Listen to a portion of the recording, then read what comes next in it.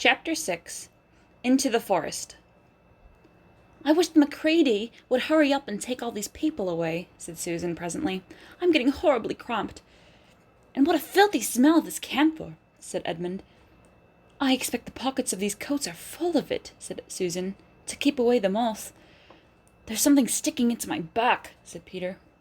"And isn't it cold?" said Susan. "Now that you mention it, it is cold," said Peter. "And hang it all, it's wet too. What's the matter with this place? I'm sitting on something wet. It's getting wetter every minute." He struggled to his feet. "Let's get out," said Edmund. "They're gone." "Oh!" said Susan suddenly, and everyone asked her what was the matter. "I'm sitting against a tree," said Susan. "And look, it's getting lighter over there." "By Jove, you're right," said Peter. "And look there, and there. It's trees all around, and this wet stuff is snow. Why, I do believe we got into Lucy's wood after all." And now there was no mistaking it, and all four children stood blinking in the daylight of the winter day. Behind them were coats hanging on pegs. In front of them were snow-covered trees. Peter turned at once to Lucy. "I apologize for not believing you," he said. "I'm sorry. Will you shake hands?" "Of course," said Lucy, and did. "And now," said Susan, "what do we do next?" "Do?" said Peter. "Why, go explore the wood, of course." "Ugh," said Susan, stamping her feet. "It's pretty cold. What about putting on some of these coats?" "They're not ours," said Peter doubtfully. "I'm sure nobody would mind," said Susan. "It isn't as if we wanted to take them out of the house. We shan't take them even out of the wardrobe." "I never thought of that, Sue," said Peter. "Of course. Now you put it that way, I see. No one could say you had a bagged coat as long as you leave it in the wardrobe where you found it, and I suppose this whole country is in the wardrobe." They immediately carried out Susan's very sensible plan. The coats were rather too big for them, so that they came down to their heels and looked more like royal robes than the coats they had put them on. But they all felt a good deal warmer, and each thought the others looked better in their new get-up and more suitable to the landscape. "We can pretend we are Arctic explorers," said Lucy. "This is going to be exciting enough without any pretending," said Peter, as he began leading the way forward into the forest. There were heavy, darkish clouds overhead, and it looked as if there might be more snow before night. "I say," began Edmund presently, "oughtn't we be bearing a bit more to the left, that is, if we are aiming for the lamp-post?" He had forgotten for a moment that he must pretend never to have been in the wood before. The moment the words were out of his mouth, he realized that he had given himself away. Everyone stopped. Everyone stared at him. Peter whistled. "So you really were here," he said.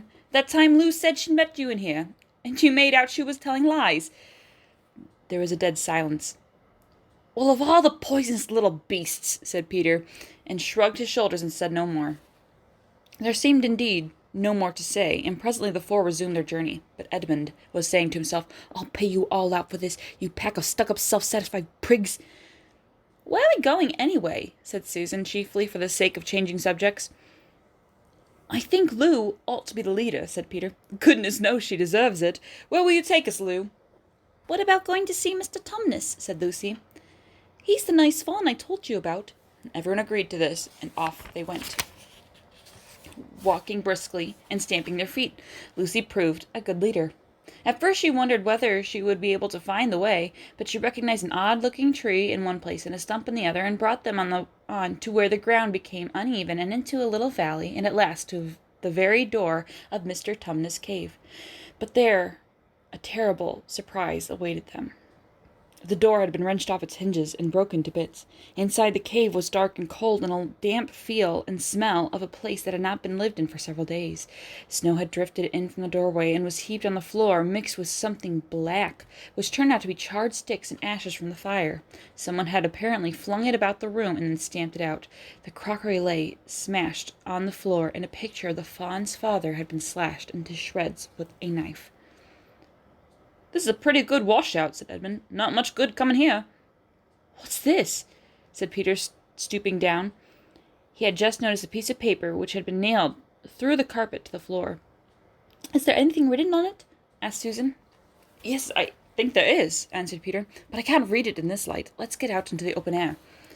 They all went out to the daylight and crowded around Peter as he read out the following words. The former occupant of these premises, Fawn Tumnus, is under arrest and awaiting his trial on a charge of high treason against the Imperial Majesty Jadis Queen of Narnia, chatelaine of Cair Paravel, Empress of the Lone Islands, etc., also of comforting her, said Majesty's enemies, harboring spies and fraternizing with humans. Signed, Fenris Ulf, Captain of the Secret Police. Long live the Queen. The children stared at each other. I don't know that I'm going to like this place after all, said Susan. Who's this Queen, Lou? Said Peter. Do you know anything about her? She isn't a real queen at all, answered Lucy. She's a horrible witch. The White Witch. Everyone, all the wood people, hate her. She has made an enchantment over the whole country so that it's always winter here and never Christmas. I wonder if there's a point of going on, said Susan. I mean, it doesn't seem particularly safe here, and it looks as if it won't be much fun either. And it's getting colder every minute, and we've brought nothing to eat. What about just going home? Oh, but we can't, said Lucy suddenly. Don't you see? We can't just go home.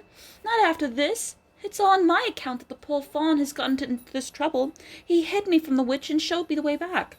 That's what it means by comforting the Queen's enemies and fraternizing with humans. We simply must try to rescue him. A lot we could do, said Edmund, when we haven't even gotten anything to eat. Shut up, you, said Peter, who was still very angry at Edmund. What do you think, Susan? I've a horrid feeling that Lou is right, said Susan. I don't want to go a step further. I wish we'd never come, but I think we must try to do something for Mr. Whatever his name is. I mean the fawn. That's what I feel too, said Peter. I'm worried about having no food with us. I'd vote for going back and getting something from the larder. Only there doesn't seem to be any certainty of getting into this country again once you've got out of it. I think we'll have to go on. So do I, said both the girls. If only we knew where the poor chap was imprisoned, said Peter. They were all still, wondering what to do next, when Lucy said, Look, there's a robin with such a red breast. It's the first bird I've seen here. I say, I wonder, can birds talk in Narnia? It almost looks as if it wanted to say something to us. Then she turned to the robin and said, Please, can you tell us where Tumnus the fawn has been taken to? As she said this, she took a step towards the bird. It at once hopped away, but only as far to the next tree. There it perched and looked at them very hard, as if it understood all they had been saying. Almost without noticing that they had done so, the 4 children went a step or 2 nearer to it. At this the robin flew away again to the next tree, and once more looked at them very hard. You couldn't have found a robin with a redder chest or a brighter eye. Do you know, said Lucy, I really believe he means us to follow him. I've an idea he does, said Susan. What do you think, Peter? Well, we might as well try it, answered Peter. The robin appeared to understand the matter thoroughly. It kept going from tree to tree, always a few yards ahead of them, but always so near that they could easily follow it. In this way it led them on, slightly downhill. Wherever the robin alighted, a little shower of snow would fall off the branch. Presently the clouds parted overhead, and the winter sun came out, and the snow all around them grew dazzlingly bright. They had been traveling in this way for about half an hour, with the 2 girls in front, when Edmund said to Peter, If you're not so still high and mighty to talk to me, I have something to say, which you'd better listen to. What is it? Asked Peter. Hush, not so loud, said Edmund.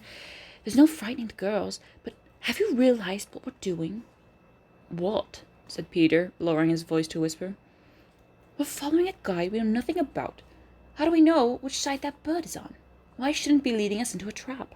That's a nasty idea. Still, a robin, you know. They're good birds in all the stories I've ever read.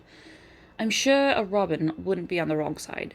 If it comes to that, which is the right side? How do we know the fawn's on the right and the queen? Yes, I know I've been told she's a witch. It is in the wrong. We don't really know anything about either.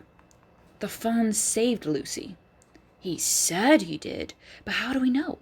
And there's another thing, too. Has anyone the least idea of the way to get home from here? Great Scott, said Peter. I hadn't thought of that. And no chance of dinner either, said Edmund.